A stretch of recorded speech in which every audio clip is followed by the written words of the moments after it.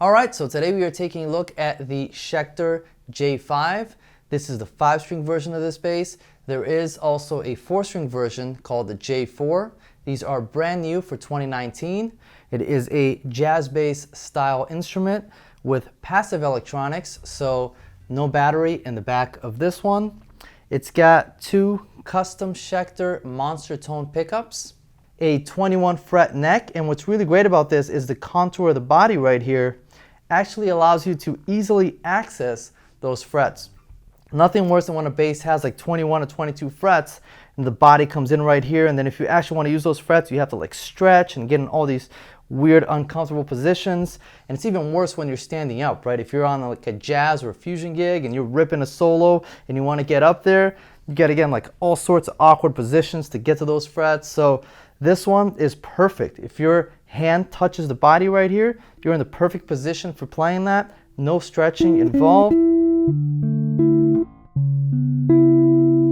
Very, very easy to access and play those frets. And you get a string through body design, so you can run the strings right through the body right there, or you can also top load them through the bridge right here, so you have both of those options. Some people really like stringing through the body because they feel like it adds more sustain or it just affects the sound in a positive way.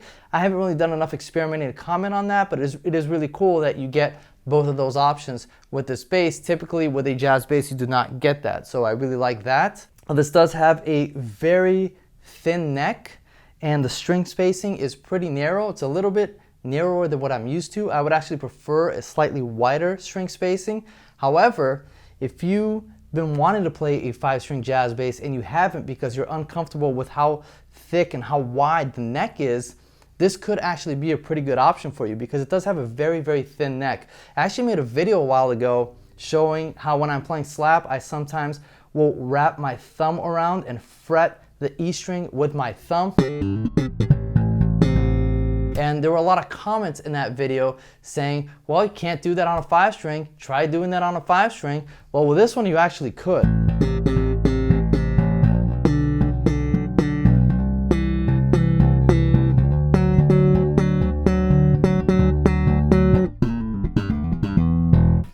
See, that's how thin the neck is and how narrow the string spacing is, to where you can actually wrap your thumb around and get that E string with your thumb. So again, if you've been wanting to play a 5-string jazz bass and the wide neck has been holding you back, this could be a great option for you. I would prefer, like I said, a little bit wider string spacing just because that's what I'm used to. It's a little too narrow for me, but it's not too bad. It actually makes controlling the strings and muting the strings a lot easier. So that's another plus to having the narrow string spacing if you can get used to it.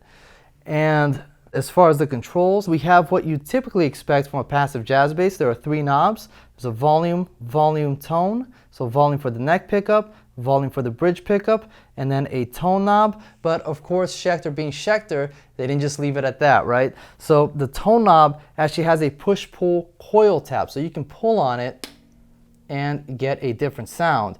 And when you pull on it, you get a more vintage jazz bass type of sound. And when you push on it, you get a bigger, more modern sound out of this bass, which is really, really cool. Cool to have those 2 options. And one thing to take note though is that you do get a significant volume drop when you pull on it. I measured it to be about 6 dB volume drop, so it's pretty significant. So it's not something you're going to be wanting to switch back and forth on a gig. You kind of want to pick one and commit to it because it's a pretty big drop. You're going to have to adjust your gain levels, and if you're sending a DI to front of house, you're going to mess up his gain levels. So I'd say you just pick one and stick with it. But for the purposes of this demo, whenever I play them, I'm actually going to level match them when I edit this video so that we can hear them at the same level and we don't hear that big drop. But I'll play it for you right now just so you can hear what the volume drop is. So here it is with it engaged. And now if I pull on it,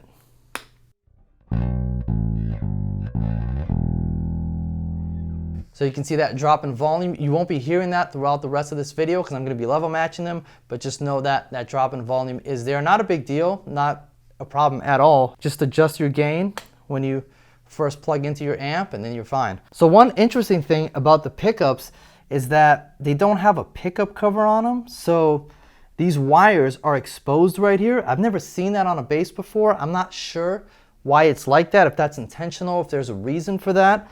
But I just figured I'd point that out. I'm sure I'd get comments about it too if I didn't point it out. But yeah, that's pretty interesting. I've never seen that before. The wires are just completely exposed. I don't know if that's going to be an issue long term. I can't say because I just got this bass. But again, I don't know why they did it that way, but just wanted to point that out, that it does not have a cover on it. And yeah, those wires are just exposed right there. All right, so let's go through some sounds on this thing. Let's start with just playing some fingerstyle on this. I'm gonna have it wide open first. So both pickups are all the way up. Tone knob is all the way up.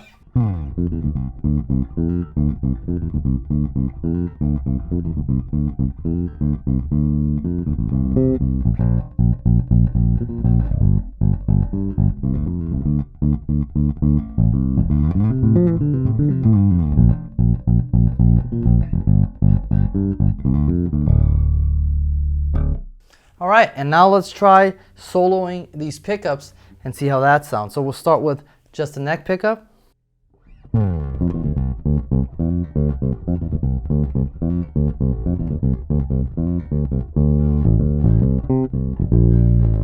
And now let's try just the bridge pickup.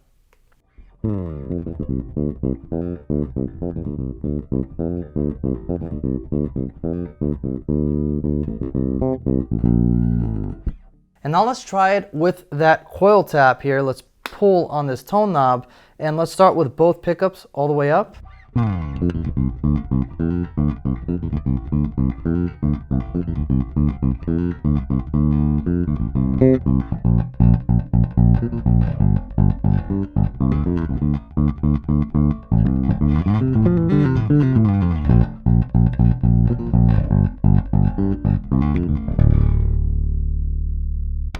That's one of my favorite sounds right there. You can see it has more of a vintage jazz bass style sound.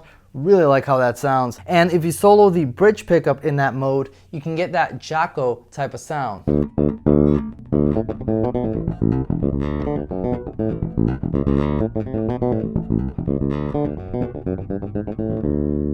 So really cool that you can get that vintage kind of jazz bass sound. You can get a modern sound. It can be big sounding. It can be, you know, a Jocko kind of sound with the bridge pickup soloed and that coil tap engaged. So really a lot of versatility out of a passive jazz bass. So that's really, really cool. And before we move on, let's just play around with the tone knob a little bit. So right now, everything is up. So I'm going to keep both pickups up and turn the tone knob down.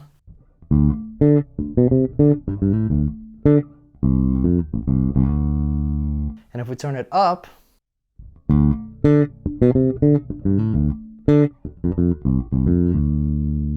so tone knob down, tone knob up. So you can see the difference there. Most of the time when I'm playing a jazz bass, I have the tone knob all the way up because I just like that brightness. I feel like it sounds a little too dead without the tone, but you could do something halfway, you know. Let's try to find a halfway point here. So maybe somewhere like that.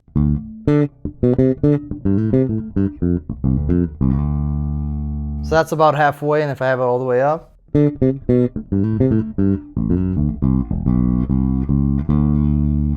So it gives you an idea of what the tone knob does to the sound and what it sounds like. So let's move on to a little bit of slap. My favorite setting on a jazz bass for a slap sound is just wide open. So that's what I'm gonna do. Both volumes all the way up, tone all the way up. Let's see how that sounds.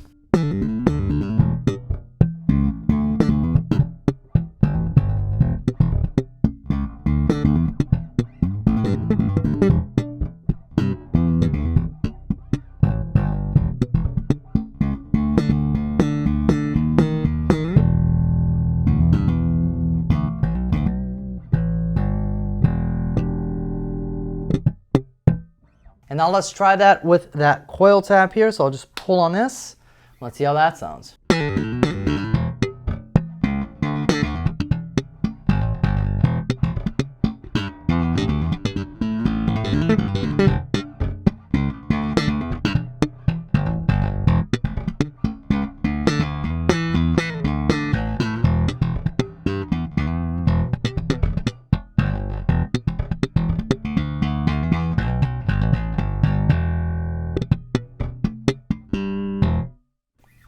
Cool, so as you can see, two very distinctive but awesome slap bass sounds. So you get that classic jazz bass sound with it pulled, and with it engaged, you got a bigger, more modern sounding jazz bass out of this. Now most of the time when I'm playing slap, I have the tone knob all the way up, but let's try turning it all the way down, see what that sounds like. So both pickups are up and the tone knob is down.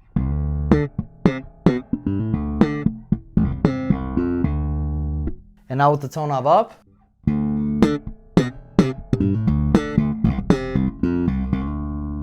So you can see how it just sounds a lot brighter and more alive with that tone knob. It just sounds a little too dead to me without the tone knob, but it is a sound that some people might like. And now let's try it with that tap coil. So I'm going to pull on this, tone knob all the way up.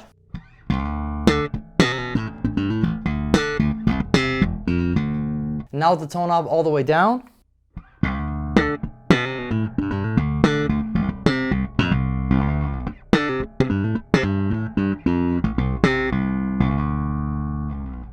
So that is slap with all the different configurations, tone knob up, down, all the different pickups, the tap coil engaged and off. Now let's try playing with a pick. I'll keep everything wide open here with that tone knob in, and let's see how that sounds.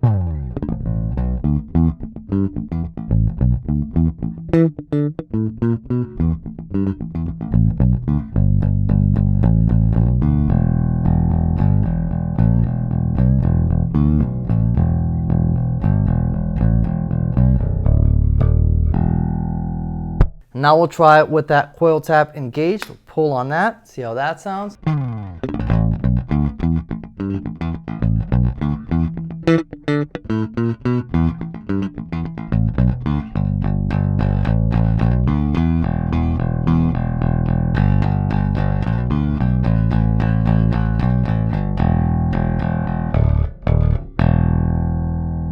Right, now let's try soloing pickups and see how that sounds. So I'm going to push this back in, solo the bridge pickup.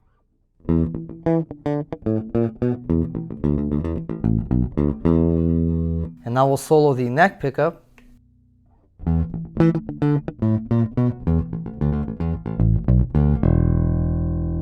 And now let's do the same thing with that coil tap. So I'm going to start with just the bridge pickup.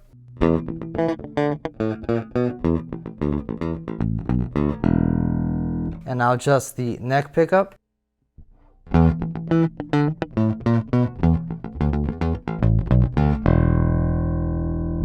So you can see the variety of different pick sounds you can get out of just a passive jazz bass. And now I'm going to engage this coil tap here, and let's solo the bridge pickup, show you how much clarity you can get out of this bass with harmonics.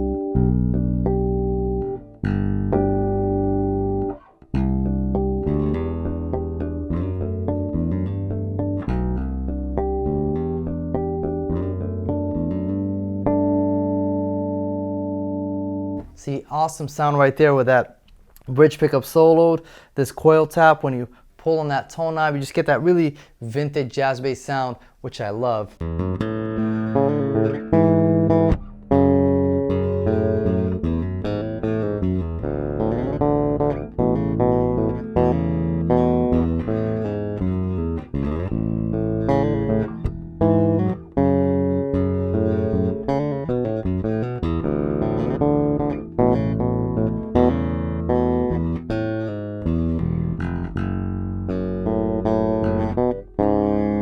So as you can see, a lot of clarity with the chordal stuff when I have that bridge pickup soloed. Just a beautiful passive jazz bass sound. And if you want to go modern, sound bigger, play some rock, some metal, you can just, at the push of a button, get that other sound, which is really, really awesome. So I love the versatility of this bass. It's definitely a very versatile jazz bass, even though it's passive.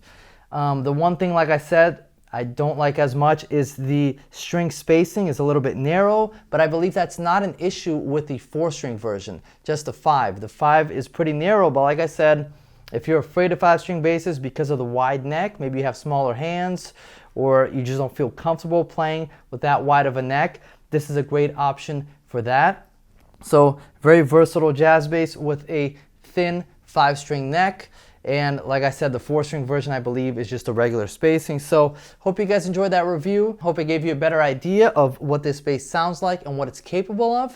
If you guys have any questions, leave it in a comment down below and I'll do my best to get to it. If there's anything you wanted to see in this review that I didn't get to, leave that in the comment down below too, so that I can keep that in mind for all the future reviews and make them even better. So hope you guys enjoyed this video and I'll see you guys next time. Thanks.